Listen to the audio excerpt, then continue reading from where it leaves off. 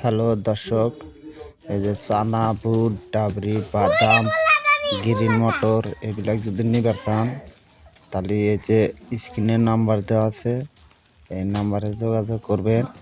ডাবরি, চানা, বুট, মদন সব পাবেন। ফ্যাক্টরি আছে আঙ্গবাড়িতে। 12টা করে মাল থাকে। দাম ধরে 40 টাকা, 35 টাকা, 60 টাকা বিক্রি। যদি কেউ দরকার থাকে তাহলে স্ক্রিনের নাম্বার আছে, ব্যাহে যোগাযোগ করবেন।